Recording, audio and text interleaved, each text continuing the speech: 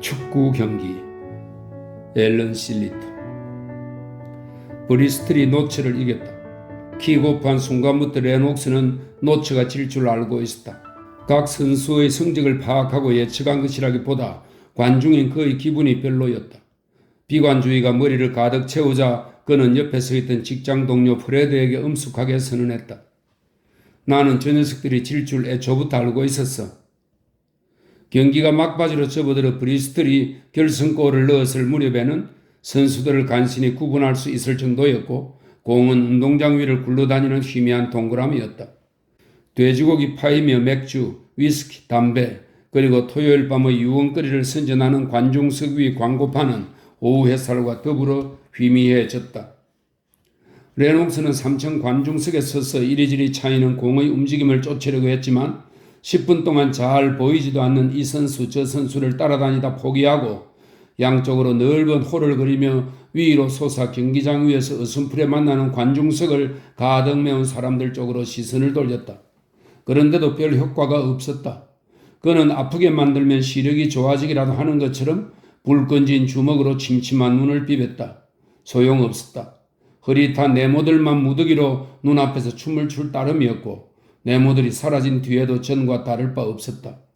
그는 이런 불편함 때문에 딸랑이를 흔들고 모자와 목도리를 흔들고 어떤 선수가 머뭇거릴 때마다 목청껏 고함을 지르는 프레드와 주변의 다른 관중들보다 훨씬 더 냉정하게 경기를 관람하는 것처럼 보일 수 있었다. 잠깐 앞이 안 보이는 사이 노처의 포워드들이 브리스틀의 골문 주위를 이리저리 움직였고 그중 한 명이 힘차게 슛을 날리자 허위 경보가 울려 희미한 환호성이 잿빛으로 무겁게 내려앉은 하늘을 덮었다. 뭐야? 레녹스가 프레드에게 물었다. 누가 골을 넣었어? 응? 프레드는 얼마 전에 결혼한 젊은 친구로 토요일 오후용으로 마련한 제일 좋은 스포츠 재킷에 캐브딘 바지와 레인코트를 걸쳤고 검은 머리는 기름을 발라서 반질반질하게 뒤로 넘겼다. 설마요? 그는 웃음을 터뜨렸다. 하지만 시도는 좋았어요. 레녹스가 다시 한번 선수들한테 집중했을 때는 전장이 노처의 골문 앞으로 옮겨져 브리스틀이 막 득점하려는 찰나였다. 경기장 위로 쓰러지는 한층 선수가 보였고 신발이 마구 짓밟힌 축축한 잔디와 쿵 하고 부딪히는 소리가 상상 속에서 들리는 듯 했다. 일렬로 드리블하던 상대편 패거리가 그의 뒤에서 빠르게 흩어졌다. 공을 받은 선수가 그 속에서 갑자기 튀어나와 혼자 도드라져 보이는가 싶더니 눈 깜짝할 사이 골문 바로 앞 아무도 손을 댈 수 없는 텅 빈 공간으로 뛰어들었다. 레녹스의 심장이 멈추었다. 그는 나무처럼 박혀있는 앞자리의 두 어깨 사이로 경기장을 뚫어져라 바라보며 그의 시야를 가리려고 앞에서 들썩이는 게 분명하다는 생각에 분통을 터뜨렸다. 배신한 센터 포워드가 낮게 들여온 구름 속에서 누군가가 움직이는 꼭두각시 인형처럼 맞은편에서 다시 일어나 느릿느릿 돌진하는 게 보였다. 정신 차려. 레녹스는 그래도 이렇게 외칠 여유가 있었다. 이 멍청아, 저 녀석을 잡아야지. 골을 넣게 놔두면 안 되지. 골키퍼는 골문이라는 정해진 지역 안에서 왔다 갔다 하던 짐승에서 팔다리를 펴고 벌쩍 뛰어오르는 유인원을 거쳐 구부러진 막대기로 변신했다. 그러더니 한쪽으로 쏜살같이 날아와 내 뜻 속으로 사라지는 공을 놓쳤다. 전반적인 웅성거림이 딱 끊겨 경기장을 가득 메운 관중들에게는 침묵처럼 느껴졌다. 모두들 속으로 졸전이지만 비기겠거니 생각하고 있었는데 이제 홈팀인 노처가 지게 생긴 것이다.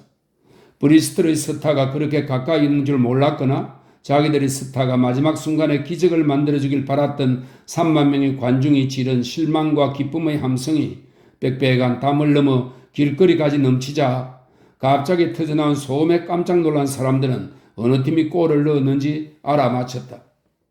프레드는 미친 듯이 웃고 벌쩍벌쩍 뛰며 상대편이라도 골을 넣은 게 0대0 경기보다는 낫다는 신념 아래 본전이라도 챙긴 사람처럼 환호성과 즐거운 분노가 반점 섞인 듯한 고함을 질렀다. 이럴 수가 있어요? 그가 레녹스를 향해 외쳤다. 이럴 수가 있어요? 9만 5천 파운드가 연기처럼 사라져버린 거예요. 레녹스는 아무 생각 없이 담배를 꺼내 불을 붙였다. 상관없어. 경기에서 졌잖아. 그는 욕설을 퍼부었다. 경기에서 이겼어야지. 그러면서 그는 속으로 안경을 써야겠다고 중얼거렸다. 시력이 어찌나 나쁜지 양쪽 시선이 한참 앞에서 서로 교차하며 한 점으로 보였다. 극장에 가면 그는 앞줄을 고집했고 길거리에서 친구를 만나도 먼저 알아보는 법이 없었다. 그리고 축구 경기를 볼 때는 산통을 깼다. 그는 각 선수의 얼굴을 정확히 설명할 수 있고 관중들을 한 명씩 구분할 수 있던 시절이 생각났지만 아직 안경은 필요 없다고 시력이 나아질 거라고 자기 자신을 계속 설득하고 있었다. 눈과 관련해서 그보다 더 가슴을 후벼 파는 일이 있다면 사람들이 그를 사팔떡이라고 부르기 시작한 것이었다. 얼마 전에 그가 일하는 자동차 수리 공장에서 다 같이 차를 마시러 모였는데 그가 없는 걸 보고 누가 물었다. 사팔떡이 어디 갔어? 차가 식을 텐데. 정말 원통하네. 브래드가 상대방의 득점 사실을 아는 사람이 아무도 없기라도 한 것처럼 고함을 질렀다. 이럴 수가 있어요? 환호성과 야유가 점점 잦아들고 있었다. 골키퍼가 바보였어. 레녹스는 모자를 푹 눌렀으며 욕을 했다. 그거 하나 못 잡고. 상대편이 운이 좋았던 거예요. 브래드는 머뭇거리며 말허리를 잘랐다. 그럴만도 했죠 뭐. 진정이 되고 보니 비참한 기분이 새신랑의 육체와 영혼 속으로까지 파고들었다. 젠장, 집사람이랑 같이 집에 있는 건데 그럼 최소한 춥지는 않았을 거 아닙니까? 어쩌면 집사람을 잘 구슬려 둘이 담요 속에서 뒹굴었을지도 모르고요. 폭소와 윙크는 아직까지 남들은 모르는 좌절감에 푹 젖어있는 레녹스를 위한 것이었다. 자네는 요즘 그 생각뿐이지? 그는 쓴웃음을 지으며 말했다. 그럴 수밖에 없지만 뭐 그렇게 자주 하는 건 아닙니다. 그래도 춥고 우울한 축구 경기도 기분 좋게 볼 수 있을 정도는 되는 게 분명했다. 얼마 안 있으면 달라질 거야. 내 길을 걸어도 좋아. 그런 말은 금시초문인데요. 브래드는 씩 웃으며 말했다. 그리고 아예 못 보느니 졸전이나마 보는 게 낫지 않아요? 졸전이라니 말 한번 잘했네. 레녹스는 화가 나서 입술을 깨물었다. 망할 놈의 팀 같으니라고 빌어먹을 축구마저 지다니. 노츠 유니폼처럼 하얀색과 검은색으로 된 두툼한 목도리를 둘둘 말고 뒤에서 오후 내내 목이 쉬어라 홈팀을 응원했던 여자는 상대팀이 골을 넣자 거의 눈물바람이었다. 반칙이야 반칙. 저 더러운 인간들을 끌어내 원래 있던 브리스톨로 보내버려. 반칙이야 반칙. 홈팀이 크리스마스 전에 한 경기라도 이겨주길 바라는 마음 말고는 1시간여 동안 추위를 물리칠 방법이 없었으니 온 사방의 사람들이 추워서 미친 듯이 발을 굴렀다. 레녹스는 발에 거의 아무 감각도 없었지만 은발을 녹일 생각도 없었다. 쉽게 내준 골 때문에 살을 애는 바람이 한층 기세등등해졌는데도 그랬다. 이제 남은 시간이 10분밖에 없었으니 선수들의 움직임이 산만해졌다. 양팀은 한 골대를 향해 뭉쳤다. 눈에 안 보이는 공을 중심으로 흩어졌고 다시 경기장을 가로질러 다른 골대로 향했지만 별 소득이 없었다. 양팀 모두 아무리 노력해도 팔다리가 안 움직이고 숨이 차는지 현재 스코어를 최종 결과로 받아들인 듯 했다. 끝났네. 레녹스가 프레드에게 말했다. 관중들이 경기의 씁쓸한 결말을 지켜보기로 결심한 사람들 사이를 비집고 경기장을 빠져나가기 시작했다.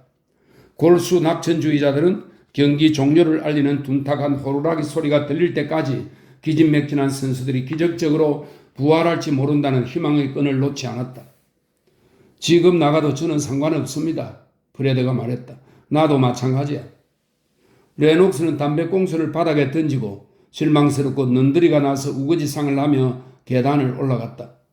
꼭대기에 다다랐을 때 그는 마지막으로 경기장을 헐끗 보았지만 두 선수가 달리고 있고 나머지는 점점 짙어지는 안개 속에 아무것도 안 한 채 마냥 서 있는 것을 보고 출입구를 향해 발걸음을 재촉했다. 길거리로 나섰을 때 우렁찬 함성 소리가 들렸고 조만간 관중들이 한꺼번에 쏟아져 나올 것을 뜻하는 호루라기 소리가 그 뒤를 이었다. 벌써 가로등이 길을 밝히고 있었고 어둑어둑한 가운데 버스 줄이 금세 길어졌다. 레녹스는 레인코트를 여미고 서둘러 길을 건넜다. 브래드는 뒤처져 따라오다 식인 괴물처럼 사람들을 잔뜩 싣고 머리 위 전선에서 파란불을 깜빡이며 도심을 향하는 무게도 전차가 인도 가장자리로 다가오자 얼른 피했다. 브래드와의 거리가 좁혀지자 레녹스가 말했다. 그렇게 재수없는 경기를 보았으니 마누라가 뭐 맛있는 거라도 만들어 놓았으면 좋겠군. 저는 그보다 더한 걸 기대하는데요. 프레드가 말했다. 먹을 거는 이러나 저러나 상관없거든요. 당연히 그러시겠지. 레녹스는 빈정거렸다. 지금이야 사람으로 살고 있을 테니 부인이 초콜릿을 하나 던져줘도 맛있는 저녁이라고 생각하겠지. 두 사람은 고용센터에서 옆길로 접어들어 메드우스 중심 쪽으로 향했다. 메드우스는 지저분한 집과 조그만 공장들로 이루어진 낙후된 근교였다. 그건 선배님 생각이고요. 프레드는 조금 기분이 상한 듯 했지만 그래도 기대에 부푼 목소리였다. 저는 먹을 거 가지고 두들거리는 사람이 아니다 이겁니다. 다행일세. 레녹스가 말했다. 요즘은 먹을 게 없거든. 얼린 거 아니면 깡통에 뜬 것뿐이니 천년식품이 없어. 빵은 먹다 목이 멜 지경이고. 안개도 빵과 비슷했다. 서리 때문에 더욱 묵직해진 안개가 점점 더 짙어지자 프레드는 레인코트 깃을 세웠다. 한 남자가 두 사람 옆으로 다가와 나란히 걸으며 비웃는 투로 말했다. 그렇게 한심한 경기 본 적 있어? 태어나서 처음입니다. 프레드가 말했다. 늘 그 모양이지요. 레녹스는 의견을 밝힐 수 있는 기회를 환영했다. 제일 잘하는 선수들은 경기에 내보내는 법이 없으니 그럴 거면 뭐하러 돈을 주는지. 남자는 전곡을 찌르는 그의 말에 웃음을 터뜨렸다. 다음 주에 내보내겠죠. 그는 본때를 보여줄 수 있겠죠. 그랬으면 좋겠수다. 레녹스는 안개 속으로 사라진 남자의 뒤통수에 대고 외쳤다. 그렇게 저질 팀은 아니니까. 이번에는 프레드에게 한 말이었다. 하지만 그는 속으로 딴 생각을 하고 있었다. 그는 어제 자동차 수리공장 여직원 앞에서 그를 사팔떡이라고 부른 물렁한 녀석에게 손찌검을 했다. 작업반장한테 불려갔고 작업반장이 한 번만 더 그런 일이 있으면 잘릴 줄 알라고 했던 일을 떠올리고 있었다. 그런데 이제 생각해보니 잘린들 무언 상관이라 싶었다. 다시 취직하지 못해 고생하는 일은 없을 것이다. 그는 자신의 진가를 알고 있었고 실린더, 캠축, 연결봉에서 피스톤을 떼어내고 수많은 가능성 중에 원인을 찾아내 엔진을 되살릴 때 자신의 직감이 얼마나 분명한지도 알고 있었다. 어느 집 대문간에서 한 남자아이가 물었다. 아저씨, 몇 대 몇이었어요? 2대1로 졌다. 그가 퉁명스럽게 대답하자 아이가 소식을 전하러 달려가느라 문을 세게 꽝 닫는 소리가 들렸다. 그는 주머니에 손을 넣고 레인코트 위로 가끔씩 재가 떨어지게 담배를 삐딱하게 물고 걸어갔다. 환하게 불을 밝힌 어느 가게에서 피시앤드 칩스 냄새가 새어나와 그를 허기지게 했다. 오늘 밤에는 영화를 생략해야겠어요? 프레드가 말했다. 이런 날씨에는 어디 있어야 제일 좋은지 알거든요. 뒤에서 장화가 타닥거리는 소리와 진 경기를 놓고 열띤 토론을 벌이는 중얼거림이 공허한 메드우스를 채웠다. 길 모퉁이마다 삼삼오오 모여서 설전을 벌였고 지나가는 아가씨를 찝쩍거렸고 안개 속에서 자기들처럼 맥을 못 추는 가스등을 켰다. 레녹스는 뒷마당에 쓴뜻하고 축축한 냄새가 쓰레기통 냄새와 섞여있는 대문 쪽으로 방향을 틀었다. 두 사람은 대문을 열고 각자의 집으로 향했다. 잘 가게. 내일 술집에서 보든지. 내일은 안 돼요. 벌써 자기 집 뒷문 앞에 가서 선 프레드가 대답했다.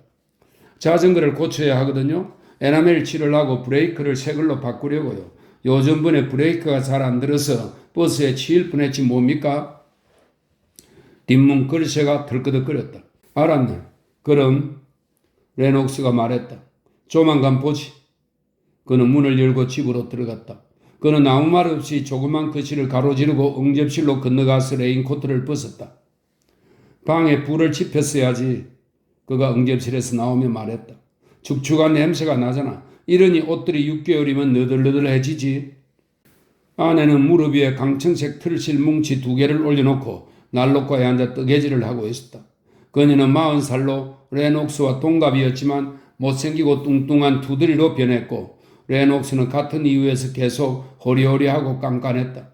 새 아이는 14살 된 큰딸을 필두로 식탁에서 차를 마시고 있었다. 아내는 뜨개질을 멈추지 않았다.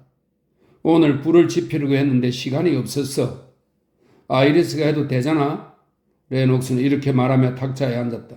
아이리스가 고개를 들었다. 아빠, 저 아직 차 다 안 마셨는데요? 뺀질뺀질한 말투가 그의 화를 돋우었다. 나중에 마시라. 그는 험악한 표정을 지었다. 지금 바로 불을 떼야 하니까 당장 일어나 지하실에서 석탄을 가지고 와. 아이리스는 어머니가 오냐 고집불통으로 키운 아이답게 꿈쩍하지 않았다. 레녹스는 자리에서 일어섰다. 똑같은 말 2번 하게 하지 마라.